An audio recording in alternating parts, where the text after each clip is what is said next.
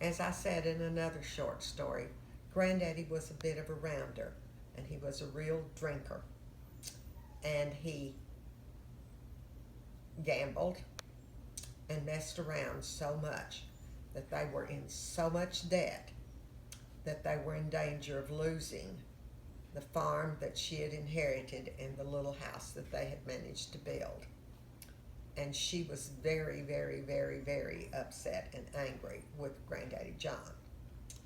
And so, in order to placate her and to save everything, he went to Detroit, where he went to work, I believe, for the Ford Motor Company. And he was not a young man then, because this was well into the 20s to the early 30s, and Granddaddy John was born in 1877. So they would not hire him for the production line. They thought he was too old. And he went to work originally as a janitor. And one of his jobs was cleaning all the tables in the big dining hall where the line workers ate their lunch. Now, I do not know if they had to buy their lunch or whether it was furnished, but I had the impression that their lunch was furnished. But Granddaddy John was not making very much money, but the deal was with Mama Helen that just above being able to eat and have a place to sleep, every penny that he made had to go back home to pay the debts to keep them from losing what they had.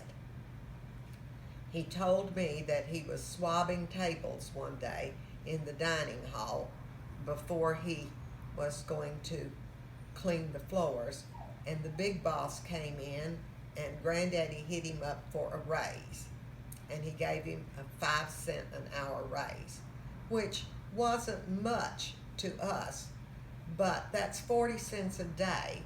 That was $2 a week, and that would make enough to pay for his place to sleep.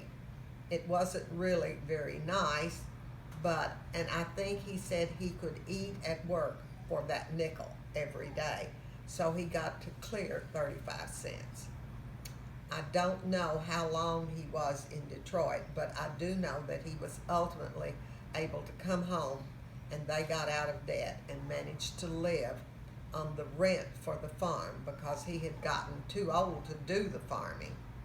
But he worked at the tobacco barns in stripping time, and I don't know, and he was basically became a maintenance man in Detroit, and he fixed things, not like cars or anything, but things that broke, like they needed a carpenter or a screen fixed, or something done to things like that. A general handyman. A general handyman is a good description.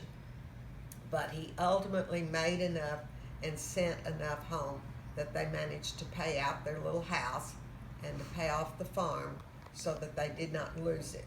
And of course the Depression came and the financial crash, and nobody made much of anything. So it was a really rough time.